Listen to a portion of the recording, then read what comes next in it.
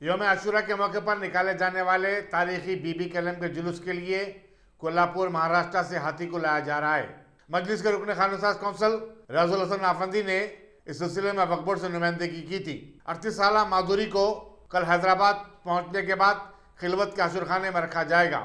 واضح ہے کہ نظام ٹرسٹ نے بی بی کے علم کے جلوس کے لیے ایک ہاتھی رجنی کو خریدا تھا، جو 2 سال قبل نہرو زولوجیکل پارک میں جہاں سے رکھا گیا تھا فوت ہو گیا۔ مادھوری کے تمام اخراجات ریاستی وقف بورڈ برداشت کرے گی۔ عدالت نے چونکہ رولنگ دی تھی کہ مذہبی جلوسوں میں استعمال کیے جانے والے ہاتھی کو نہرو زولوجیکل پارک میں نہیں رکھا جا سکتا، اب خلوت میں اس کا خاص انتظام کیا گیا ہے۔ واضح ہے کہ گزشتہ سال کرونا وائرس کی لہر اور لاک ڈاؤن کے چلتے یوم عاشورہ کے موقع پر علاوہ بی بی دبیر پورے سے نکالے جانے والے بی بی کے علم کے جلوس کے لیے ہاتھی کو استعمال نہیں کیا گیا تھا، بلکہ ایک سجی سجائی ڈی سی ایم وین میں بی کا علم رکھا گیا تھا۔